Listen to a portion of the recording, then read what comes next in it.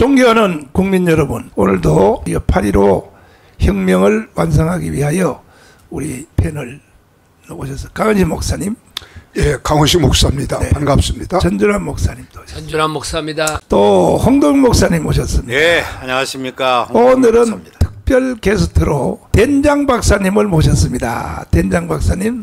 예, 안녕하세요. 이성일입니다. 네. 강순도 된장입니다. 예, 자, 지금 이제 우리가 8.15 혁명을 앞두고 이제 한 달 딱 남았습니다. 지금 딱 한 달 남았는데 이 한 달 동안에 우리는 목숨을 걸고 1,000만 명이 광화문 이승만 광장에 모여야 됩니다. 그 모이는 자체가 그냥 1,000만 명 모이면 끝나버려요. 그러면 혁명 자체가 다 끝납니다. 이승만이가 세웠고 박정희가 일으킨 나라. 근데 이 수명이 다 됐다는 거죠. 강은식 목사님. 네. 8.15 혁명 이거 성공할 것 같아요? 실패할 것 같아요? 나는 8.15 이번 혁명은 우리가 4.19 정신 또 5.16 혁명 정신을 우리가 다시 한번 계승하는 거죠. 이번에 8.15는 반드시 우리가 승리하리라고 나는 확신합니다.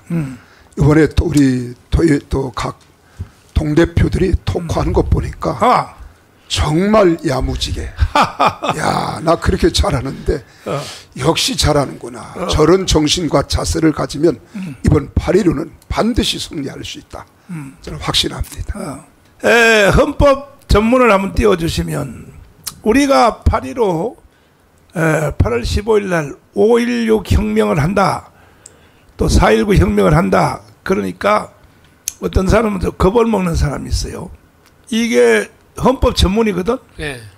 헌법 전문에 이거 읽어보면 뭐라고 되어 있나요? 유구한 역사와 전통에 빛나는 우리 대한민국은 3.1 운동으로 건립된 대한민국 임시정부의 법통과 불의에 항거한 4.19 민주 이념을 계승하고 됐어요.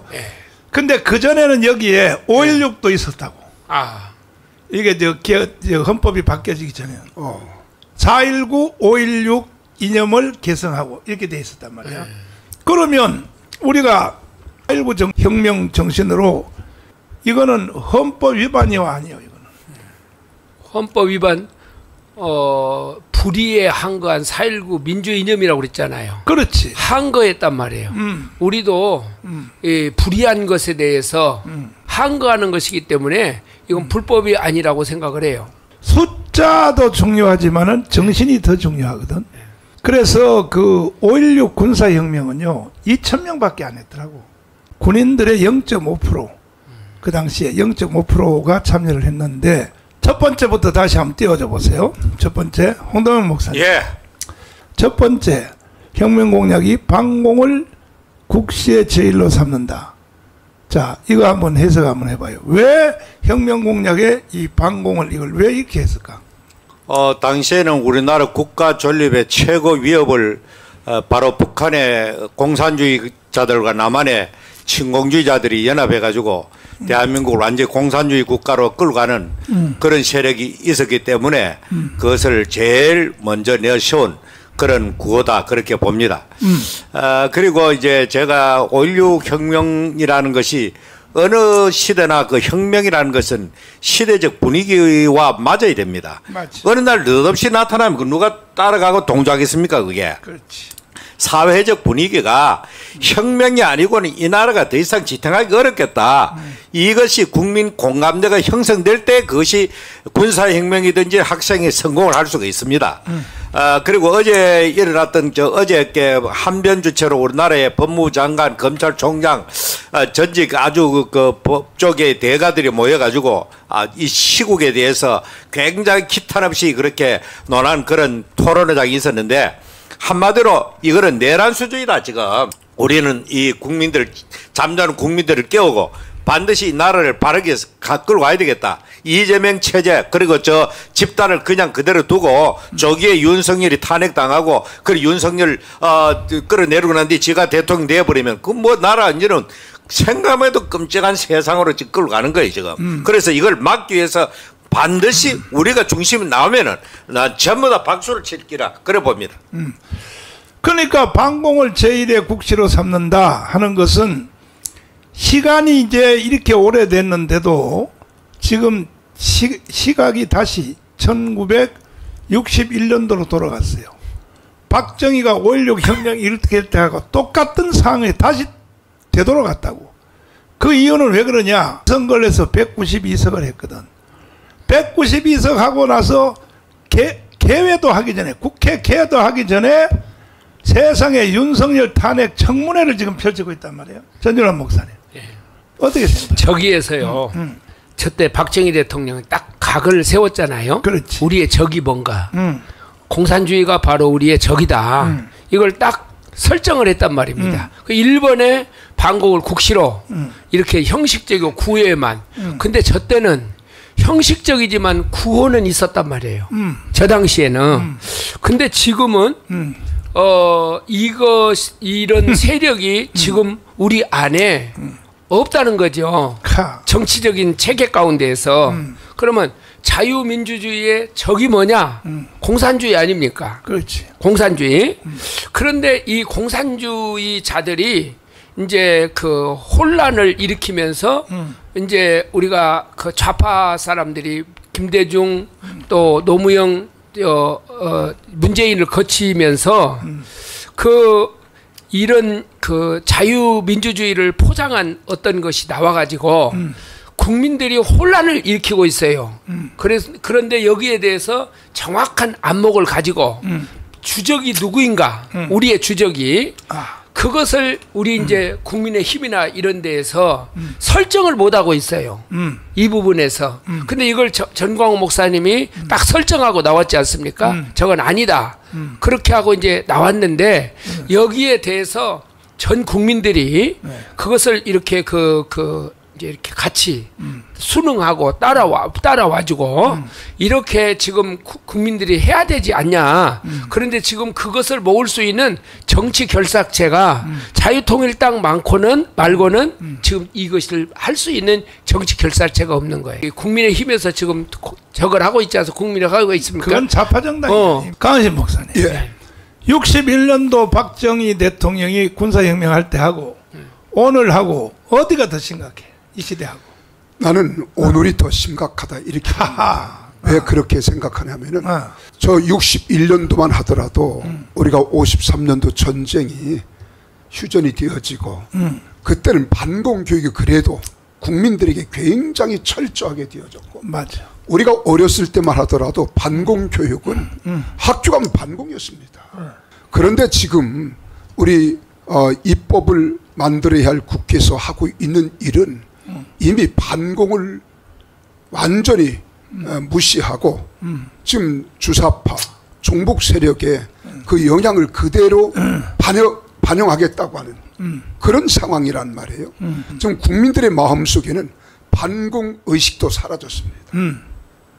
그리고 반공 체제를 재정비하려도 이미 주사파와 종북 세력들이 너무 그동안 전교조를 통해서 교육이 이미 우리 40대 50대 초반까지는 맞아. 이 교육을 다 물들여 있단 말이에요. 맞아. 근데 반공 사상과 의식은 없습니다. 없어요. 우리가 정신 차리지 않으면 안 되는데 이번 8.15를 기해서 1천만이 반드시 우리는 뭉치자.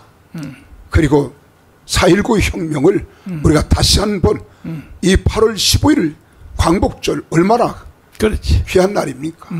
이때 다시 한번 대한민국을 살릴 수 있는 기회로 우리가 혁명으로 일어나야 되겠다. 두 번째 읽어봐요. 또 유엔 헌장을 준수하고 국제협약을 충실히 이행할 것이며 미국을 위시한 자유우방과의 유대를 더욱 공고히 한다. 지금 이것은 북한은 완전히 국제사회하고 단절돼서 자기 혼자 자주자위 그 주체사상이 이걸로 혼자서 자기 혼자 해결 다 하겠다는 거냐. 근데 우리는 이게 두 번째 국제사회와 협약을 연대한다 이 말이거든. 홍도현 목사. 예. 이게 너무 잘 된 거야 이게. 북한하고 우리하고 차이가 뭐냐. 북한은 자주적으로 자위적으로 오직 자주 지들끼리만 한다는 거지. 이거는 우리는 여기 봐요 이거. 국제. 이래서 이게 나라가 사는 거거든. 어떻게 생각하세요? 사실 저 때는 우리나라가 아직 그 유엔에 가입 전입니다. 맞아. 유엔 회원국이 아닙니다. 그러나 유엔에서는 한반도에서 유일한 합법 정부를 대한민국을 인정했지 북한은 아닙니다. 왜냐하면 유엔의 지시에 따라 가지고 총선을 실시했고 북한을 거부했기 때문에 그래서 우리나라를 유일한 합법 정부를 인정했고 그렇지만은 소련의 그 비토권 때문에 유엔 가입은 오랫동안 못했습니다. 유엔 가입을 하지 않았음에도 불구하고 유엔 정신을 그대로 계승하고 지키겠다. 심지어 우리가 어릴 때는 유엔의 날. 유엔의 날 저 11월인가? 10월 24일. 그 유엔 난 어릴 때 유엔 가입도 안 했는데 무슨 유엔대를 지키느냐 이런 식으로 어린 마음이 좀 그런 반발 심리가 있었는데 자 그러면서 국제 협약을 충실히 이행할 것이며 미국을 위시한 자유우방과 그렇게 미국을 안심시키는 거죠. 전준환 목사. 이 북한은 여기하고 반대로 했단 말이야. 오직 자기들끼리 스스로 뭐 우리 민족끼리는 그 대원군이가 다 해본 거 아니에요. 왜 우리 대한민국이 지금 와서 다시 북한 쪽으로 가자고 왜 그러는 거예요 도대체가? 그게 이제 그 원인이 김대중이에요. 김대중. 오나가나 김대중. 네, 오나가나 저는 제가 역사 이래로 가만히 생각을 해보니까 우리 5천년 역사에서 가장 위대한 사람이 누굴까? 이순신도 아니고 저 누구야 세종대왕도 아니고 가장 위대한 사람은 이승만 대통령이다. 이승만 대통령이 맞아. 정말 이 나라의 기초를 놨지 않습니까? 자유민주주의 시장경제, 한미동맹, 맞아요. 견고하게 나라를 만들어놨단 말이에요. 맞아요. 이승만 대통령. 더군다나 그 기독교 입국론 그 당시에 같이. 이렇게 했는데 이런 나라를 제가 볼 때는 그 이승만 대통령이 나라를 정말 굳건하게 이렇게 세웠어요. 근데 우리는 유엔 헌장에 유엔에 의해서 나라가 세워졌지 않습니까? 그렇지. 북한은 유엔에서 나라 세워주지 않았고 인정도 안 했단 말입니다. 맞아. 그렇게 하니까 이 박정희 대통령이 이승만 대통령의 그 정신을 이어받아 가지고 국제 질서를 존중히 여기는 그런 혁명 공학을 내놓았다. 저는 그렇게 봐져요. 강한신 목사님. 네. 그런데 왜 오늘날 대한민국이 그렇게 북한을 좋아하고 북한을 추종하고 말이야? 왜 그러는 거예요 도대체가? 참 우리나라는 전 세계에 단일 민족이라고 우리는 지금 끊임없이 외쳐왔잖아요. 그런데 이제 남과 북이 갈라지면서 지금 북한의 그 주사파 종북 세력들에 의해서 저들을 추구하고 하는 것은 지난번에 우리가 보면은 푸틴이 북한의 김정은을 만났잖아요. 그렇지. 만나가지고 지금 러시아가 우크라이나하고 함께 더불어서 전쟁하는 가운데에 도움을 요청하러 온 거 아니겠어요? 한미동맹 흉내낸 거야. 네. 도움을 요청하러 왔고 그래서 지금 더 오히려 러시아와 중국과 북한의 김정은은 똘똘 뭉쳐가고 있다고요. 근데 우리 지금 대한민국은 도리어 지금 야당인 이재명이나 조국이나 이들이 추구하는 게 지금 북한의 주사파 그 정식은 종교거든요. 그래서 우리가 종교 백과사전에 보면은 북한의 주사파 이건 2,500만의 맞아. 신도를 가지고 있는 종교로 되어 있습니다. 맞아. 근데 그들은 그걸 모르고 그것이 남한 대한민국을 남북 간의 하나로 만들어가는 길이라고 잘못 착각하고 있는 거죠. 그런데 우리가 유성룡이가 징비록을 기록하잖아요. 징비록을 썼을 때 징비록 가운데 하나가 뭐냐. 나라가 위기를 만났을 때 도울시는 우방이 있어야 된다 라고 해서 우리는 지금 이승만 대통령 때 4대 기둥 위에 대한민국이 지금 세워졌단 말이에요. 그래서 이제는 우리는 미국과의 아주 굳건한 자유우방의 돈독한 관계를 맺고 있는데 북한은 아니 저 주사파나 종북 세력들은 지금 북한을 저렇게 하고 있는 이유는 아직도 우리 박헌영의 그 남로당의 정신 그 북한의 정신 이걸 그대로 계승하고 자기들 나름대로 공산주의 체제로 나아가겠다고 하는 그런 심산에서 그러지 않는가 저는 그렇게 생각을 합니다.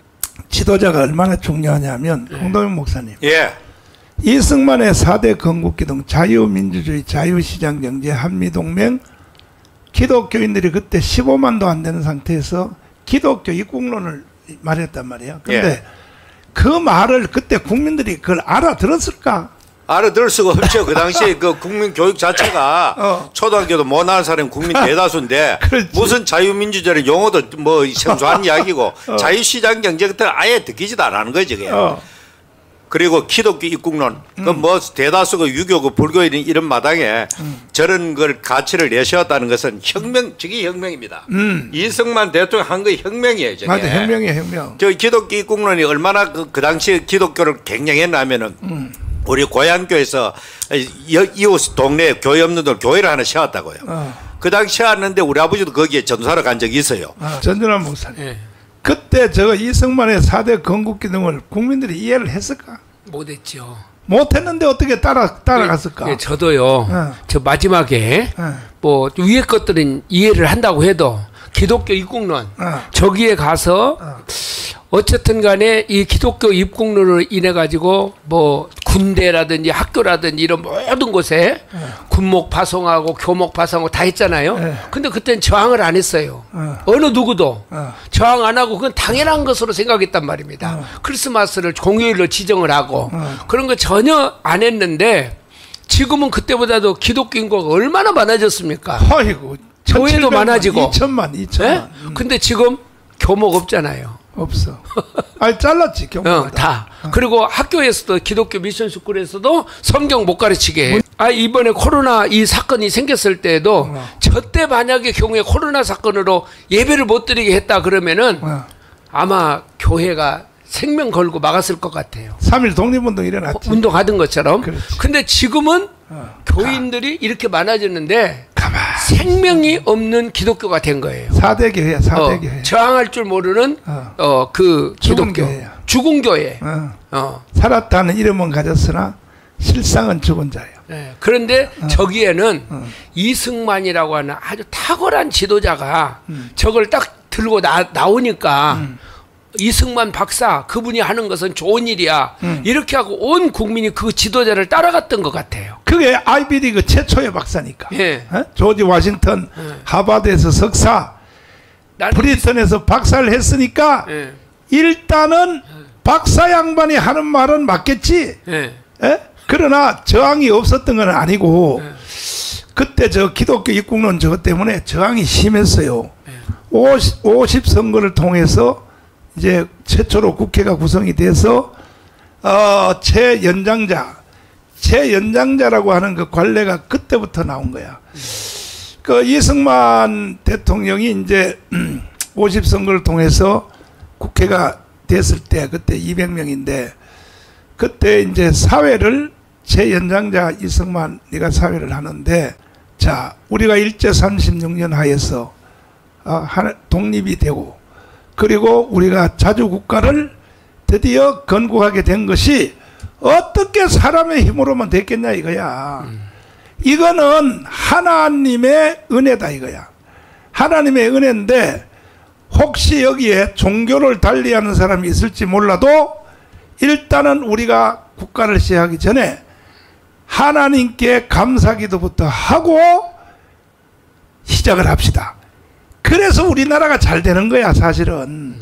최초로 기도로부터 시작한다는 거야. 대한민국의 시작 자체를. 이래가지고 여기에서 혹시 목사님 있으면 나오세요. 손들었어. 종로구에서 북한에서 내려온 이윤영 목사님이 이제 손을 드니까 목사님 나오세요. 기도해 주세요. 그래서 이윤영 목사님의 기도로 이 대한민국이 시작이 됐다 이 말이야. 이게 국회 속기록에 제1호록에 남아있다고. 한번 이윤영 목사님 기도문 한번 읽어줘 봐요. 우리에게 독립을 주신 하나님, 우주와 만물을 창조하시고 인간의 역사를 섭리하시는 하나님, 이 민족을 돌아보시고 이 땅에 복을 내리셔서 감사에 넘치는 오늘이 있게 하심을 진심으로 감사합니다.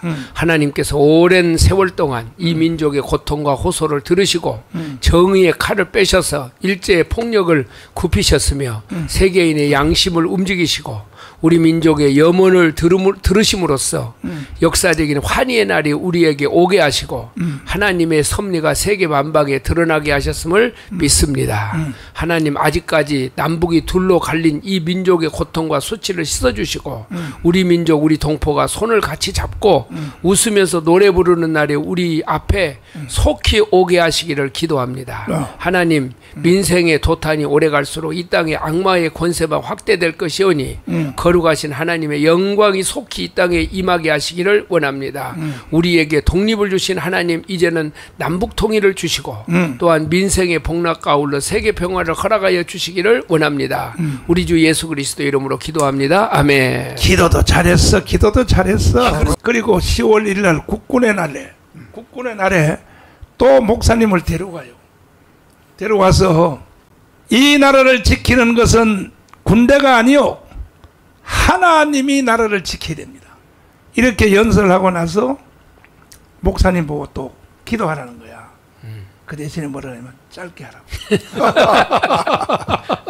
이승만의 이 영감의 고집이 대단한 사람이요. 국가 행사할 때 목사님들을 데리다가 기도하는 게 거의 습관이 되어버렸어요. 이게 기독교 입국론이란 말이에요. 기독교 입국론. 만 대통령은 미국에서 공부해서 하버드 또 워싱턴 브리스턴에서 공부하면서 미국만 본 게 아니라 전 세계를 볼 수 있는 안목이 있었던 것 같아요. 그렇지.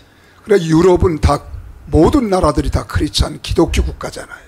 근데 기독교 국가로 저들이 발전하고 성장하는 과정을 다 보았고 연구했고 또 우리나라는 2조 500년의 대원군의 세국정책 이런 것들 인해서 얼마나 우리가 억압받고 자유를 잃어버린 채 우리가 살아왔어요.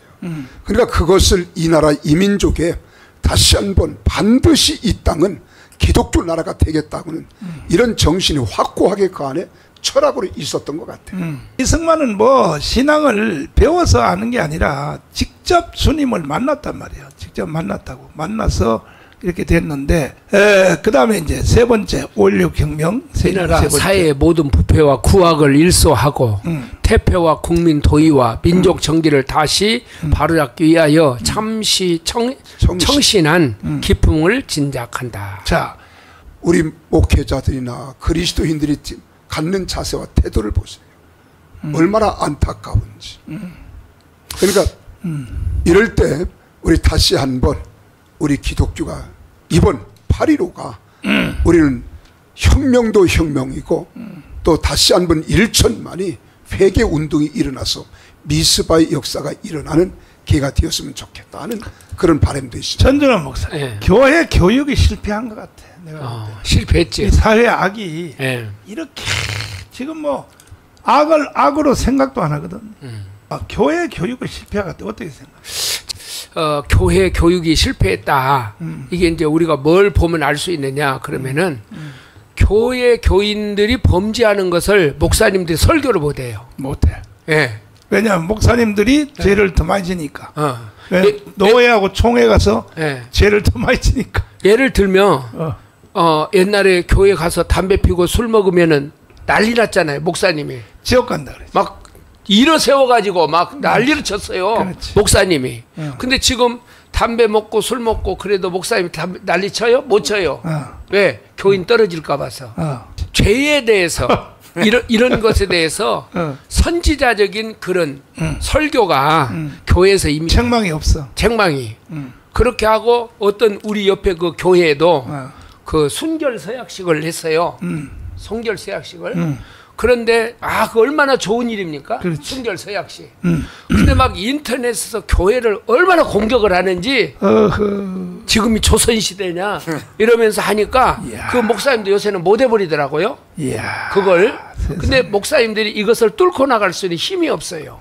이게 선지자적인 역할을 할 수가 없고 이걸 하면은 교인들이 떨어지고 그러니까 물량주의에 빠져가지고 교인을 안 떨어뜨리기 위해서 목사님들이 여기서 다 교인이 모이는 것이 우상이 돼버렸다.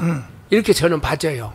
그래서 이렇게 하려고 그러면은 모든 부패와 구악을 일소하고 퇴폐한 국민 도의 이걸 붙잡으려면은 목사가 살아나지 않으면 교회가 살아나지 않으면은 소금이 없어져 버리는데 어떻게 이게 이 세상을 지탱하겠습니까? 황동훈 목사님. 예. 목사들이 저 설교 제대로 해요 안 해요 도대체가? 뭐 늘 말씀을 드렸지만은 하나님의 말씀 그대로 다이렉트로 가감 없이 죄를 책망하고 시대를 깨우고 이렇게 돼야 되는데 전부 다 벙어리 개처럼 이리 피하고 저리 피하고 야구를 말하면 자꾸 피하는 볼만 던지죠. 교인들을 안 막기 위해서.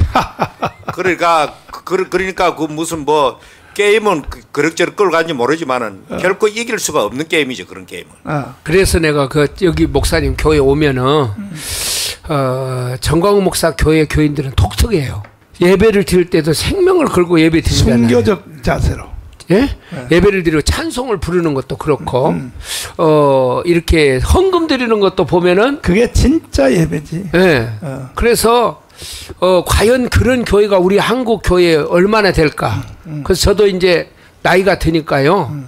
이제 교회를 새로 하면은 전광훈 목사님 같은 교회를 하나 하고 싶다. 새로 해, 새로.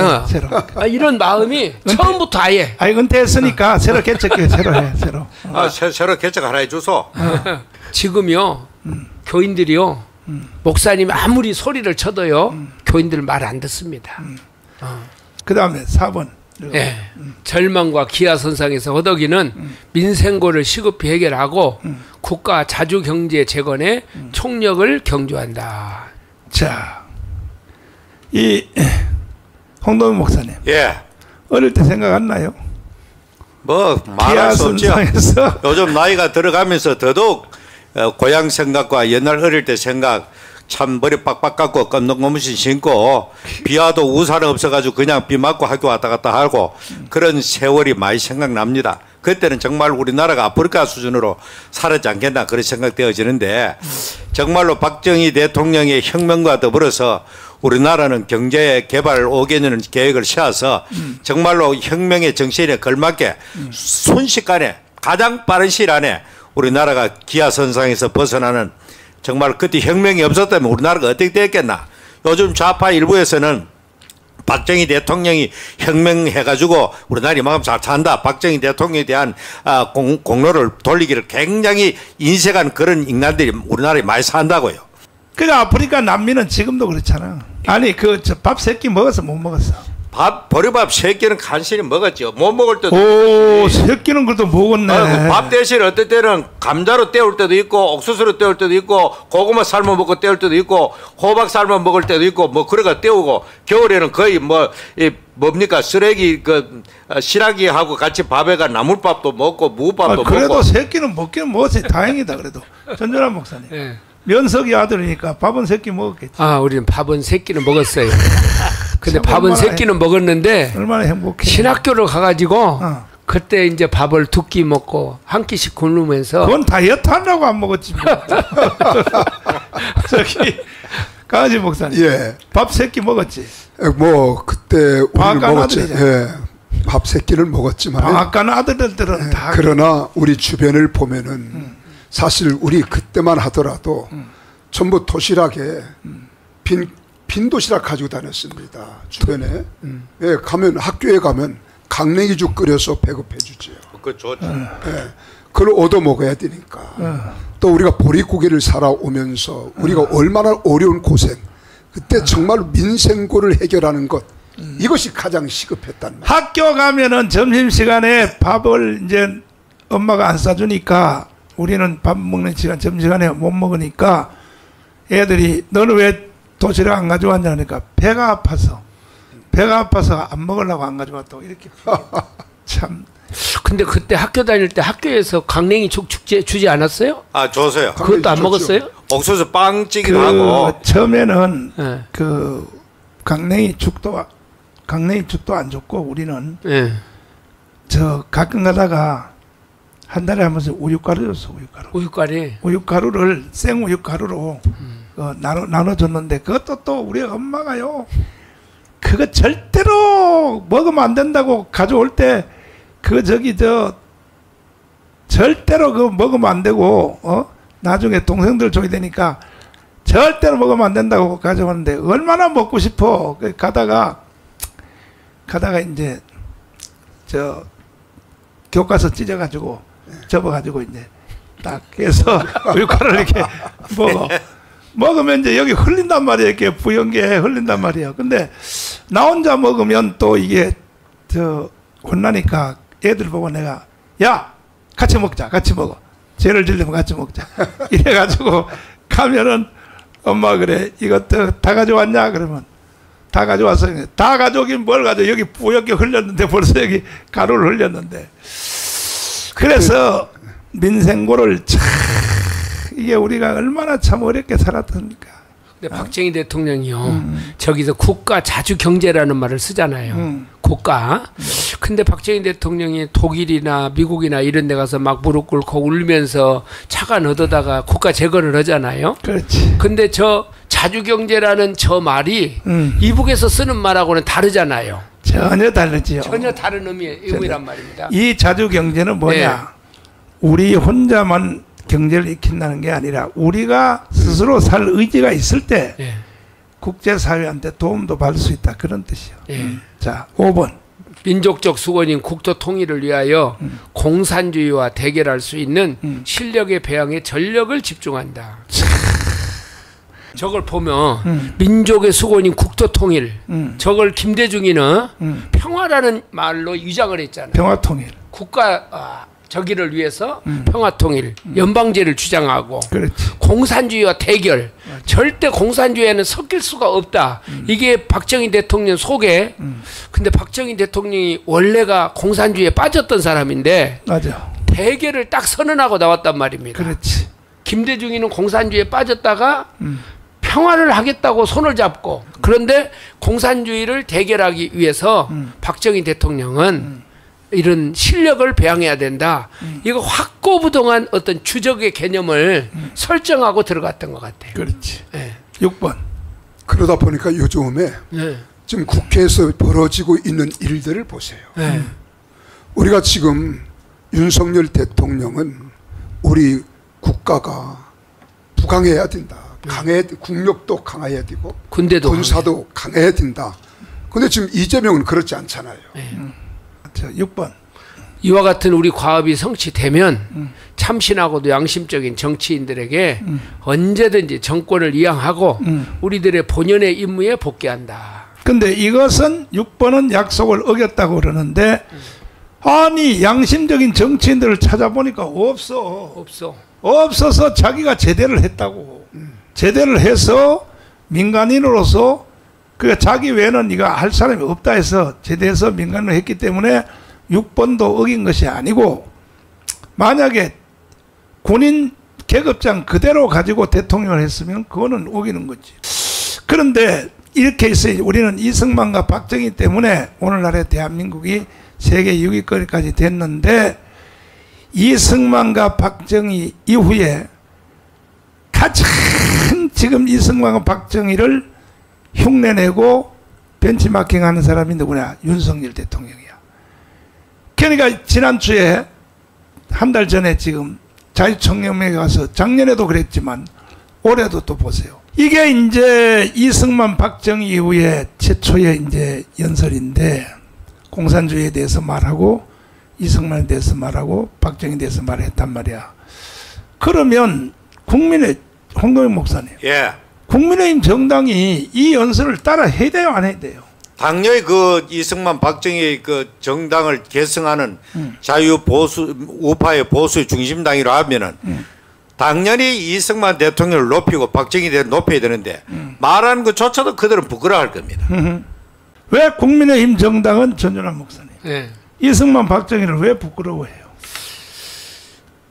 부끄러워하는 정도가 아니잖아요.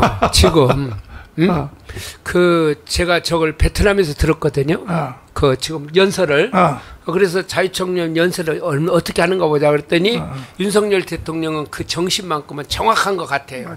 말 들어보니까 그 변하지 않았는데 지금 문제는 뭐냐면은 국민의힘이나 밑에서 장관들이나 이 사람들이 전혀 우리 저 윤석열 대통령을 받쳐주지를 못해요.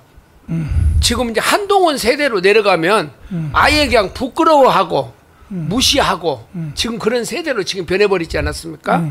그래서 이 부분에 대해서 저는 윤석열 대통령한테 다시 좀 주문하고 싶은데 윤석열 대통령이 할 수 있는 사람들이 있단 말입니다. 장관들하고 차관들하고 그 많은 직이 있지 않습니까? 여기에다가 자기하고 같이 갈 수 있는 누가 뭐라고 하든지 생명을 같이 걸 수 있는 사람을 장관을 시켜가지고 이것을 갖다가 이끌고 갔으면 좋겠다. 난 그런 생각이 들어요. 한번 좀 해줬으면 좋겠다.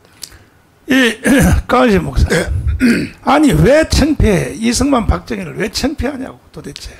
이승만 대통령 건국의 아버지 아니에요. 그렇지. 또 건국 대통령. 사실 나라가 없었을 때 나라를 세웠다고는 건국 대통령에 대하여 부끄럽게 여기는 그 자체는 지금 저 사회 주변에 분위기 때문에 그렇지 않은가. 왜 그런가 하면 자꾸 우리 이재명이라든가 또 조국이라든가 좌파 애들이 끊임없이 지금 이 이승만 대통령과 박정희 대통령을 한없이 까내리거든요. 까내리고 있다 보니까 이 용어가 참 적절치 못하지만은 이 이승만 대통령에 대한 그 존경심 또 높임을 받아야 할 또 건국 대통령과 더불어 경제 대통령인 박정희 대통령은 우리가 자랑스럽게 여겨야 되잖아요. 그렇지. 그런데 도리어 오히려 저 야당에서 주장하는 그 일로 인해서 지금 이들이 위축감을 가진 것 같아요. 근데 철학이 없다고 봐요. 국가에 대한 철학, 또 그들의 경제에 대한 철학. 그리고 이번에 다시 한 번 부정선거, 우리 윤석열 대통령 자유에 대한 이 이념과 철학은 우리 모두가 마음에 흡족하잖아요. 우리 대한민국이 바로 살아갈 수 있도록. 그래서 건국 대통령과 경제 대통령을 다시 한번 부각시킬 수 있는 그런 계기를 만들어가면 좋겠다는 생각. 그러니까 윤석열 대통령이 남은 앞으로 3년도 채 안 되는 이 기간 안에 자유통일 못하면 대한민국은 영원히 통일 없습니다. 이 윤석열 대통령 같은 사람이 나온다는 것은 앞으로 거의 불가능해요. 왜? 지금 국민의힘 정당이 전당대회 하잖아요. 당대표 하려고. 홍동영 목사님. 예. 그 사람들 입에서 4명이 한동훈, 원희룡, 그 다음에 또 윤상현, 또 나경원. 그 사람들 입에서 지금 이승만 박정희 얘기 나와요? 아예 그 뭐 들을 수도 없죠. 들은 기대 자체를 해서도 안 되죠 지금. 참. 그만큼 이 사람들은 지금 현재 바로 눈앞에 코앞에 있는 거 그거 내가 되고 안 되고 이거를 위해서는 수단과 방법을 안 가리고 당이 깨지든 말든 할 수 있는 모든 상대방 공격을 다 퍼바대면서 갈갈 찢어지고 어떤 사람이 그래 말하더만 전당대회가 아니고 분당대회로 갈 것 같다 이렇게 가는데 정말로 이 국민의힘은 자유우파를 대표하는 정당 볼 수 없습니다. 이승만 박정희를 계승하지 않는 정당은 자유우파 정당이 아니에요.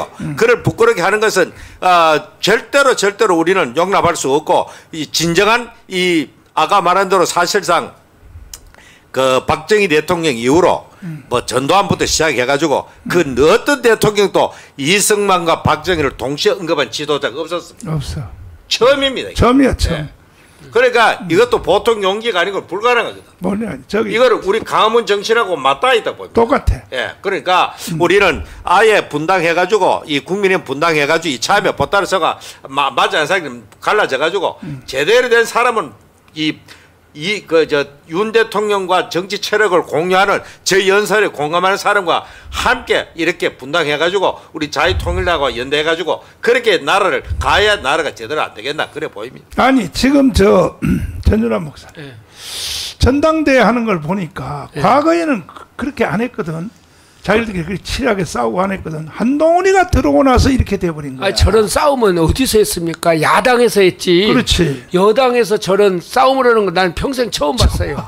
이게 한동훈이가 들어오고 나서 이런 일이 일어난 거야. 그러니까 이제 한동훈이를 보고 배신자라 그러면서 싸움이 지금 생겼지 않습니까? 그런데 한동훈이가 배신을 했죠. 배신했지. 누가 봐도 배신했지. 윤석열 대통령 배신한 거 아닙니까? 그래서 어제 천안에서 전당대회를 가지면서 여기 서로 분당이 되잖아요. 네. 분당이 돼가지고 거기서 또 서로 간에 당원들끼리 싸우는 이런 불미스러운 일들이 있는 것은 그 한 사람 때문에 그런 거 아니겠어요? 아, 미국도 싸워요. 싸우는데 자기 당끼리는 안 싸우잖아요. 맞아. 싸워도 그 정책 경쟁을 하지. 네. 내가 쭉 조사를 해보니까 결국은 제일 윤석열 대통령이 실수한 것이 윤석열 대통령님하고 김건희 여사하고 이 둘이가 이게 실수한 게 뭐냐면 한동훈한테 이게 완전히 속은 거야. 완전히 한동훈한테. 그래서 민정수석실 없앴잖아요. 민정수석을 없으니까 임명을 다 누가 하느냐? 법무부에서 하는 거야.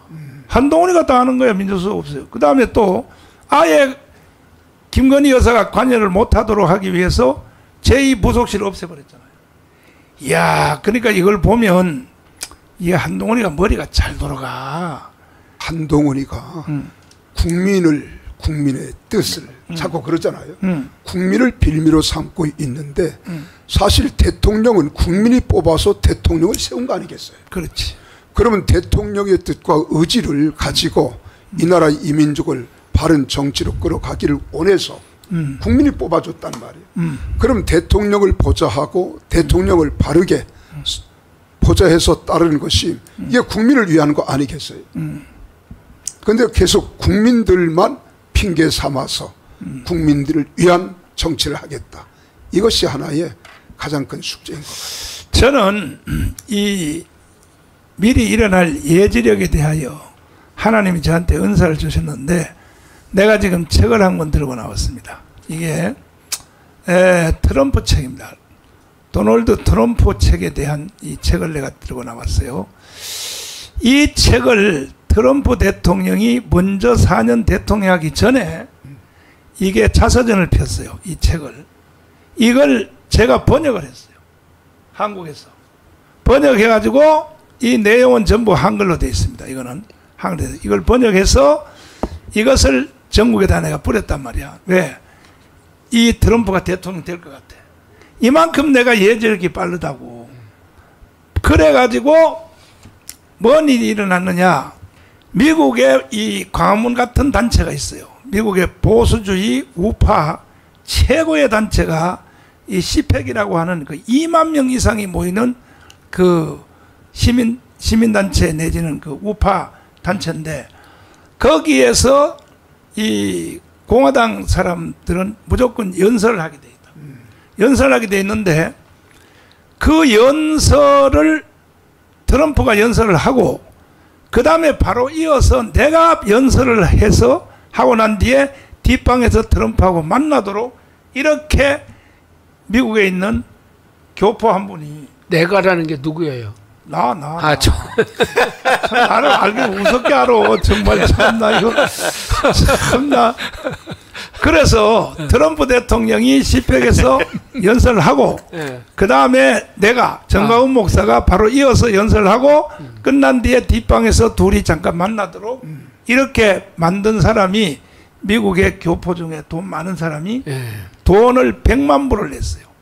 그걸 위해서 그 시팩에 대회에 돈 100만 불을 내서 그렇게 만들어 놓고 날 보고 오라는 거야. 초청을 오라는 거야. 그때에 내가 이제 가면은 3.1절 대회를 그때 가문 집회가 한참 막 뜰 때니까 3.1절 집회를 못 하겠더라고. 3.1절에 내가 내 없이도 뭐 김문수 지사님도 하고 할 수 있겠지만 그래도 내가 없는 거하고 다르니까 그래서 내가 거부를 했어요. 거기를 안 간다고. 그랬더니 미국의 그 주선한 그 독지가가 말이야. 아니 나는 돈 100만 불을 내가지고 목사님하고 트럼프하고 만나도록 하려고 이렇게 이제 했는데 세상에 내 정성도 무시하고 안 온다고 막 그렇게 이제 난리가 났어요. 난리가 났는데 그래서 내가 못 갔거든요. 못 갔는데 사실 내가 이렇게 될 줄 알았으면 그때 갔어야 되는 건데 가가지고 트럼프하고 만나가지고 딱 했어야 되는데 그 다음에 이제 그 후에 내가 이제 상원 의원들을 설득하려고 지금 워싱턴을 부지런히 다니고 있는데 상원 의원이 100명이란 말이에요. 100명. 갔을 때에 작년에 갔을 때 트럼프를 만날 마음이 없느냐. 거기 로펌에서 내가 한 달에 7,500만 원씩 로펌을 비용을 낸다고. 그러니까 내가 이게 예지력이 보통 빠른 게 아니에요. 트럼프를 만날 의향이 없느냐. 그래서 내가 이번엔 내가 못 만나겠다. 왜? 그때만 해도 트럼프가 다음 대통령이 될지 안 될지 또 이게 의심스러워. 그래서 했는데 이번에 총격전이 일어나가지고 그렇죠. 기에 총이 한 방이 딱 들어가는 거 보니까 대통령 당선되겠어. 내가 보니까 어떻게 생각하세요? 될 것 같아, 안 될 것 같아? 저는 반드시 된다고 보고요. 지난번에 트럼프가 대통령 될 때 우리 한국의 모든 언론은 트럼프가 안 된다 그랬어요. 맞아. 근데 저는 우리가 미국 집회를 자주 다녔잖아요. 모든 정서와 분위기에서 트럼프가 반드시 되더라고요. 그때 마침 또 선거 때 제가 미국 남부 지역 오클라호마 또 아틀란타 이쪽은 다 거의 신앙들이 굉장히 깊잖아요. 근데 반드시 되는 쪽으로 되더라고요. 그래서 그때 됐는데 이번에도 트럼프가 이번 사건이 있었지만은 더 오히려 호재가 되는 기회가 됐다. 그래서 반드시 트럼프가 될 것이다. 저는 그렇게 봅니다. 전 목사님. 신앙적으로 보면 우리가 트럼프가 돼야 되잖아요. 뭐 이 가장 미국에서 신앙이 퇴보하고 문제가 됐던 것이 케네디하고 오바마 때잖아요. 맞아. 에?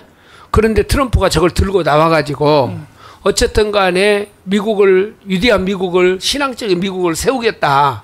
동성애도 반대하고 낙태도 반대하고 이런 일들을 트럼프가 딱 들고 나왔단 말입니다. 그러니까 기독교적인 입장에서 보면은 자유주의가 아니면 보수주의의 길을 걸어가면 트럼프가 돼야 돼요. 근데 이거 하나님이 도우신 것으로 제가 생각이 돼요. 저거 총알이 어떻게 귀를 막고 들어가는데 저는 하나님이 지켜줬어. 그때 고개를 살짝 돌리는 바람에 그 하나님의 도우심인 것 같아요. 내가 이 트럼프 책 번역한 거 이거를 트럼프한테 붙여줬다고. 이 한국에서 이렇게 응원하는 사람이 있으니까 이게 4년 전이야. 4년 전에 이 책을 내가 번역해가지고. 목사님 이번에 저 트럼프 응원하러 미국 안 가십니까? 그래서 내가 그렇지 않아도 한 9월 달쯤에 한번 가서, 왜냐하면은 그 트럼프가 대통령 되면 주한미군 철수시킨다.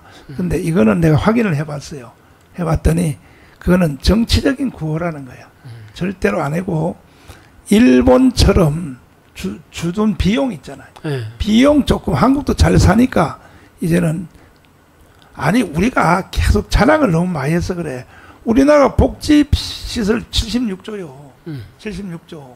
근데 주한미군 여기 주둔 비용이 이게 주한미군이 나라를 지키는 생명의 근원인데 근데 이게 거기 2조도 안 돼요.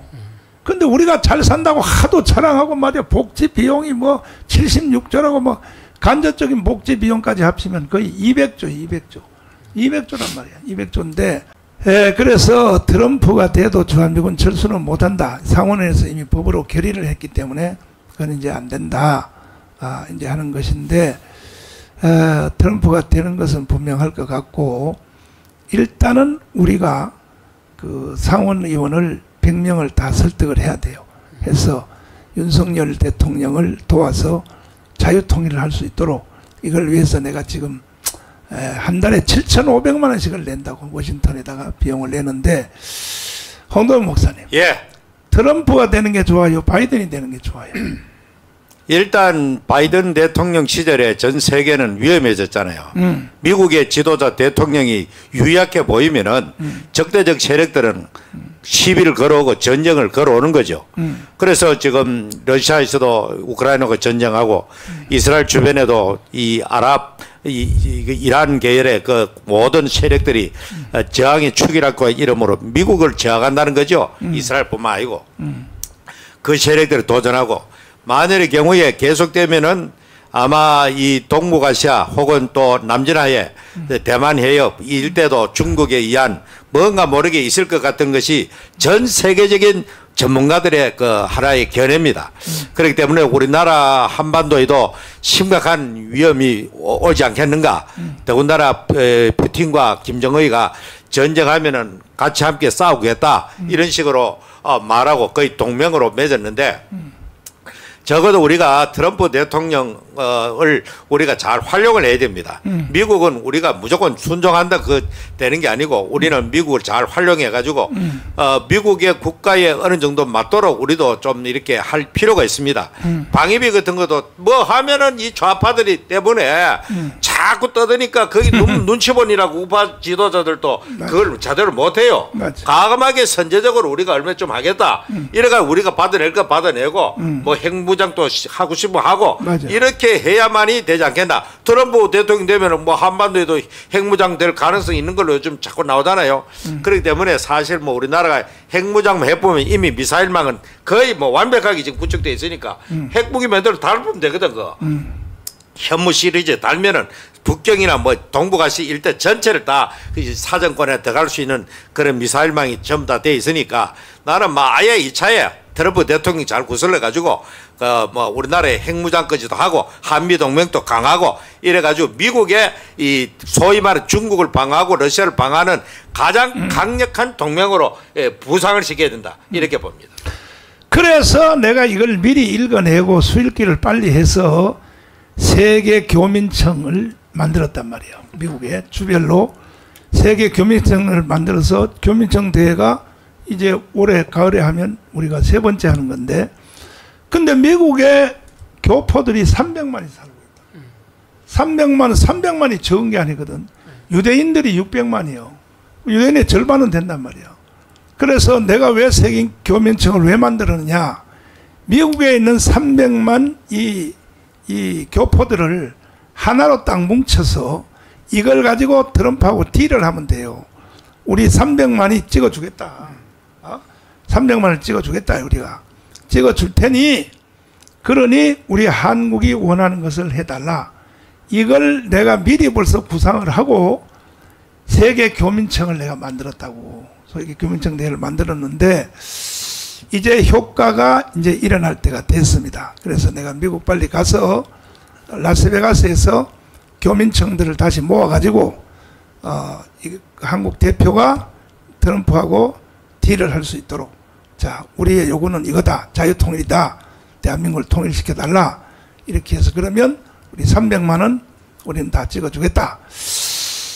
이러한 구상을 이걸 저는 기도 중에 벌써 옛날에 구상을 이미 다 했습니다. 다 해서 이게 이제 잘 될 것 같고, 자, 이제 시간이 많이 되어서 우리가 결국은 8.15입니다. 8.15. 우리가 아무리 이렇게 했어도 8월 15일 날 우리는 5.16 혁명을 완성을 해야 됩니다. 모이기 위해서는 1,000만 명이 모여야 됩니다. 1,000만 명. 1,000만 명이 모여야 되는데 그러기 위해서는 생명을 걸어야 돼요. 3,518명의 자유 마을 동 대표들이 생명을 걸고 254명의 실행위원장은 또 생명을 걸고 1차로 일단 10만 명이 실시간에 들어와야 되는데 오늘도 이게 뭐 5,000명 들어오다가 이제 말았는데 이렇게 해서는 이게 혁명이 어려워요. 그러니까 여러분들은 김정은 밑에서 살기 싫으면 이건 농담 따먹게 하는 게 아닙니다. 저희들이 192석 했는데 반드시 김정은 총통 시대가 옵니다. 오게 돼 있어요. 지금요 여기 공주에 보세요. 김정은 저 사진 가지고 이거 보세요. 위로 띄워봐요. 이게요 공주 시청에 있는 이 사진이요. 아니 공주 시청에 있는 저기는 말할 것도 없고 여기 뉴스가 지나간 게 아니고 저렇게 해놨어요? 해놨다니까 저거를. 응? 그리고 이거 간첩이 아니면 누가 저런 짓을 하겠어. 저기다가 이거는요 직접 이거 사진 찍어서 저 보고 한 거야. 그 다음에 저기 뭐야 광화문 광장에는요 아예 김정은의 사진을 가지고 1,000명 이상이 환영잔치 준비한다고. 김정은 환영잔치. 왜? 191석 했거든. 이젠 전쟁 없이 이제는 그냥 김정은이 내려오도록 환영잔치 하려고 지금 이따위 짓을 하고 있다고. 이런데도 국민들이 정신을 못 차리고 있어요. 자, 이승만의 구호를 외치고 마치도록 하겠습니다.